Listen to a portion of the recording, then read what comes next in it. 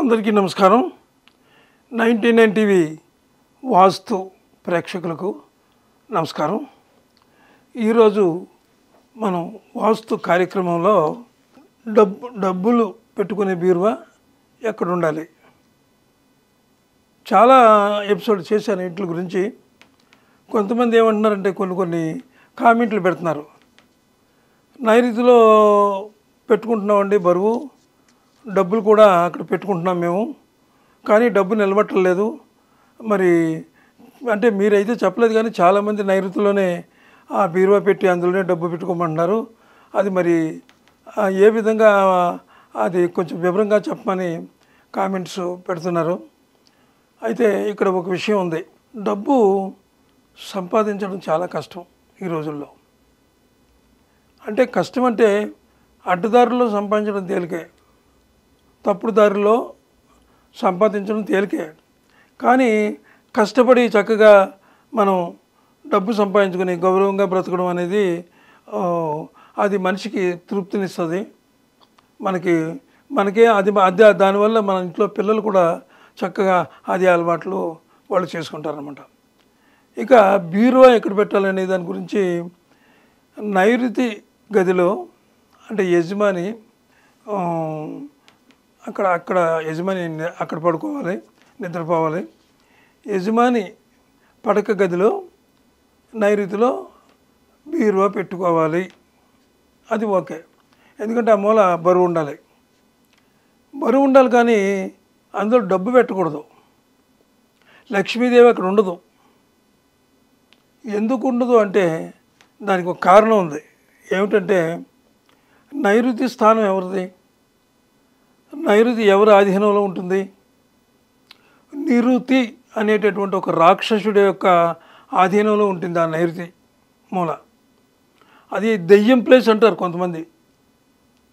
అది రాక్షస గణంలోంచి వచ్చిన ఆ రాక్షసుడు అక్కడ ఉంటాడు. మరి అలాంటి రాక్షసుల మధ్య పవిత్రమైనటువంటి ఆ తల్లి నివసిస్తుందా? లక్ష్మీదేవి అందులో మీరు పెట్టినట్టునే వెళ్ళిపోతుంది, అక్కడ ఉండదు. ఎప్పుడు బయటికి వెళ్ళిపోవాలని చూస్తుంది.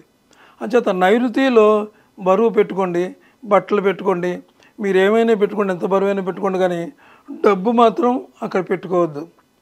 అంటే చాలామంది డబ్బు పెట్టుకోమంటున్నారు, కొంతమంది నైరుతిలో పెట్టవద్దు డబ్బు అంటున్నారు. ఇది తేలేదు కాదు. ఇది వాస్తులో చాలా రకాలుగా చాలామంది చెప్తున్నారు, ఎవరికి తోచినట్టు వాళ్ళు చెప్తున్నారు. ఇప్పుడు నేను కూడా నాకు ఎంత తోచినట్టు నేను చెప్పట్లేదు. చాలా చోట్లకి వెళ్ళి చాలా ఇళ్లల్లో చూసి నేను గురువుగారిని నమ్మాను. ఆ గురువుగారి ద్వారా నేను ఆయన సలహాలే తీసుకుంటాను ఎప్పుడు కూడా. అలాగా ఆ ప్రకారంగా ఆయన కూడా చాలాసార్లు నేను వెళ్ళి చూసి వాళ్ళు పడే కష్టాలు బాధలు విన్న తర్వాత అప్పుడు మా గురువుగారు ఏం చేసేవారు దానికి రెమెడీ, అలాగే నేను కూడా చేసేవాడిని. మంచి ఫలితాలు వచ్చినాయి.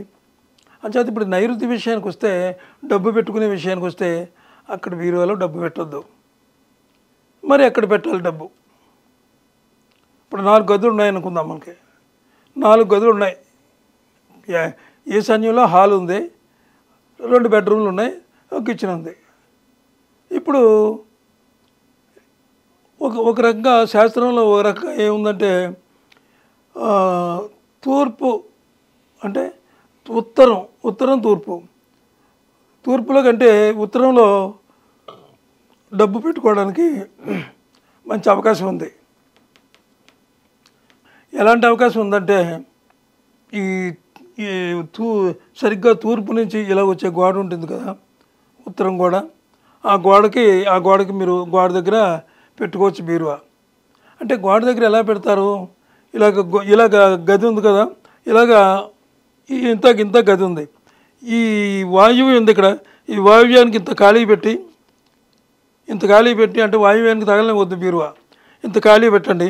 అలాగే ఉత్తరానికి తగలకూడదు, ఉత్తర గోడకి తగలకూడదు, గోడకి కొంచెం ఇలా పెట్టి అలా పెట్టుకోండి బీరువా. అయితే ఇక్కడ ముఖ్యంగా చెప్పదగింది ఏంటంటే, బీరువా పెట్టమన్నాం కదా అని చెప్పి ఒక పెద్ద బీరువా, చాలా బరువైన బీరువా మాత్రం పెట్టొద్దు. ఎందుకంటే అది ఉత్తర ఈశాన్యం బరువు అయిపోతుంది. మీరు గోడకు అంటే ఆనించకుండా ఇటు ఇటు వాయువు గోడగా ఆనకుండా కొంచెం దూరంగా పెట్టినా హెవీ బరువు పట్టుకొచ్చి పెట్టేశారంటే దానివల్ల కొంచెం ఇబ్బంది అవుతుంది. కాబట్టి ఒక పని చేయండి, కేవలం డబ్బుల కోసమే కావాలంటే చెక్క బీరువాలు కూడా ఉంటున్నాయి, ఇప్పుడు అమ్ముతున్నారు. ఒక చెక్క బీరువా తెప్పించుకోండి, చిన్నది, మీ అంత ఎత్తు ఉన్నది తెప్పించుకోండి, లేకపోతే చేయించండి. ఉన్నాయి కూడా ఇది నక్షి పెట్టి చక్కగా అందంగా కొన్న దాంట్లోనే నక్షలు పెట్టి చేయించుకోండి. చక్కగా ఆ బీరువా అక్కడ పెట్టుకోండి. ఇదంతా గది, ఇదంతా హాలు ఎలా వచ్చేయండి. ఈ వాయువు దగ్గర ఖాళీ ఉంచండి. ఇటేమో ఇది అంటే కుబేర స్థానం కదా, ఇది ఈ ఉత్తరం కుబేర స్థానం అంచేత ఈ గోడకు తగలనివ్వకండి, కొంచెం యువతల పెట్టి ఇక్కడ పెట్టుకోండి. అప్పుడు ఏమవుతుందంటే మీకు ఈ వాయువుకి తగలదు. కంటే వాయువుకి చేర్చద్దు, వాయువ్యానికి చేర్చి పెట్టద్దు బీరువా. అది మనకి కొంచెం ఇబ్బంది కలిగించేసేటటువంటి అంశం ఈ వాస్తులో. ఇంత ఖాళీ పెట్టండి, అక్కడ తగలనివ్వకండి. చెక్క బీరువా ఇక్కడ పెట్టుకోండి చక్కగా. ఇప్పుడు హాల్లో మీకు ఇటు బరువు లేదు. ఈ బీరువా నుంచి ఇలా డబ్బులు తీసుకోండి, ఇక్కడే పెట్టుకోండి, డబ్బులు తీసుకోండి. కుబేర స్థానం, మీకు అష్టైశ్వర్యాలు కూడా కలుగుతాయి అందులో. అయితే ఇక్కడ ఒక విషయం ఉంది. ఇక్కడ ఈశాన్యంలో మీరు పూజ ఉంటుంది కదా, పూజ గది. ఆ పూజ గదికి మీరు పూజ చేస్తారు కదా రోజును, మర్చిపోకుండా ఇక్కడికి వచ్చి ఆ బీరువా ఎలా తెరిచి, అంటే మీరు ఉత్తరానికే ఉండాలి, ఆ బీరువా చూపేమో దక్షిణానికి ఉండాలి. కొంతమంది పూజ చేసుకుంటారు, వెళ్ళిపోతారు, అక్కడ డబ్బులు పెడతారు, డబ్బులు తీసుకుని వెళ్తారు. అక్కడ తీసి కొంచెం అలాగా అమ్మవారే ఉంటారు అక్కడ. మీరు ఫోటో పెట్టినా పెట్టకపోయినా ఫోటో పెట్టుకుంటే మంచిది. అమ్మవారు కుబేరుని ఫోటో ఉంటే మంచిది. కానీ పైన పెట్టుకోండి, కింద మీరు మళ్ళీ బట్టలు అవి పెట్టుకోవచ్చు, ఏం ప్రాబ్లం లేదు. పైన పెట్టుకోండి డబ్బు, ఆ అమ్మవారి ఫోటో అక్కడ పెట్టుకోండి చక్కగా. అదంటే మీరు హారతి కర్పూరం వెలిగిస్తే బాగా వెనుకుండండి, బట్టలు అవి ఉంటాయి కాబట్టి. కేవలం అగరబత్తీలు అయితే చూపించండి, అవి కూడా బట్టల మీద పడకుండా చూసుకుని అక్కడ అంటే ప్రతిరోజు కూడా మీరు అక్కడ అంటే అమ్మవారిని ఆహ్వానిస్తున్నారన్నమాట. మీరు పూజ అయిన వెంటనే అక్కడ కూడా చేయండి, అదొకటి. ఇంకొక విషయం ఏంటంటే మీరు బయటికి వెళ్తారు కదా, అంటే ఏదో వ్యాపారం మీద బయటికి వెళ్ళేటప్పుడు అడుగు ఫస్ట్ ఎడమకాలు బయట పెట్టండి, ఏదో మామూలుగా వెళ్ళిపోకండి. ఎడమకాలు బయట పెట్టి ముందు, తర్వాత కుడికాలు పెట్టుకుని మీరు వెళ్ళిపోండి. అదేవిధంగా సాయంత్రం వచ్చేటప్పుడు కుడికాలు పెట్టి లోపలికి రండి. అది ఏమిటి కుడికాలు పెట్టమన్నారు, ఎడమకాలు పెట్టమన్నారు అని మీరు అనుకోవచ్చు. అందులో చాలా లోతైన రహస్యం ఉంది. ఎడమకాలు ఎందుకు పెట్టమంటున్నాం అంటే మనం బయటికి వెళ్ళిపోతున్నాం, ఎడమకాలు పెట్టి బయటకు వెళ్ళిపోతున్నాం కాబట్టి మీరు అనుకోకపోయినా అమ్మవారే కానీ, అంటే అమ్మవారంటే మీరు ఏ దేవుడిని అయితే ఇష్టదేవతగా పూజిస్తారో ఆ దేవత మీ వెంట ఉంటుంది, మీకు ఏ ప్రమాదాలు రాకుండా ఉంటుంది. అలా వెళ్ళొచ్చు. వచ్చేటప్పుడు ఇంట్లోకి వస్తారు, తల్లి అనుగ్రహంతో మీరు లోపలికి వచ్చేస్తారు, అంచేత మీకు ఏ ఇబ్బంది లేదు. అయితే బయటికి వెళ్ళేటప్పుడు వ్యాపారం చేసేవాళ్ళు వాళ్ళను ఒక చిన్న పని చేయండి. ఏమిటంటే ఆ పని,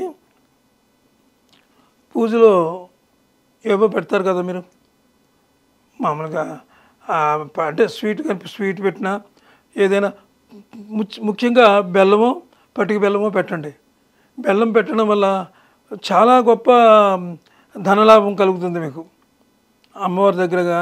అమ్మవారంటే కేవలం అమ్మవారనే కాదు, మీరు అందరూ ఉంటారు కాబట్టి అక్కడ బెల్లం పెట్టి మీరు బయటికి వెళ్ళేటప్పుడు మాత్రం కంపల్సరీగా అది తీసుకుని నోరు తీపి చేసుకుని బయటికి వెళ్ళండి.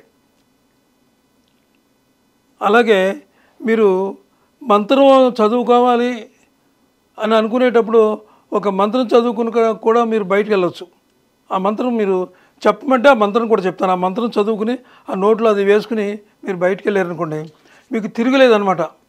విఘ్నేశ్వరుడు ముందు నిలబడి, విఘ్నేశ్వరుడు ముందు ఓం నమో సిద్ధి వినాయకాయ సర్వకార్యకర్త్రే, కర్త కాదు కర్త్రే, సర్వకార్యకర్త్రే, సర్వవిఘ్న ప్రశమనాయ, సర్వరాజ్య వశంకరాయ, సర్వజన సర్వ స్త్రీ పురుష ఆకర్షణాయ శ్రీం ఓం స్వాహ స్వాహ స్వాహ అని విఘ్నేశ్వరుడి దగ్గర ఆ మంత్రం అని అనగలిగితే నేను రాసుకోండి.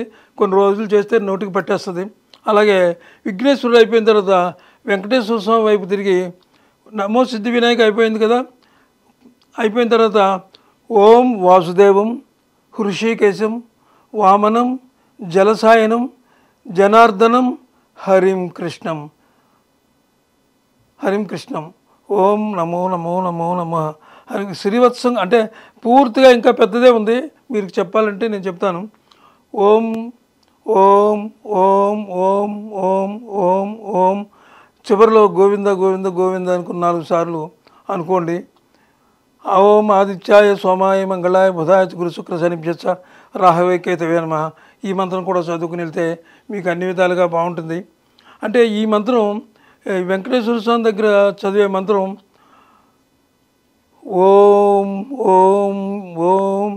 ఇది విఘ్నేశ్వర స్వామి దగ్గర చదివే మంత్రం అయిపోయింది. ఆదిత్యాయ ఓం విఘ్నేశ్వరుడు మంత్రం అయిపోయింది కదా.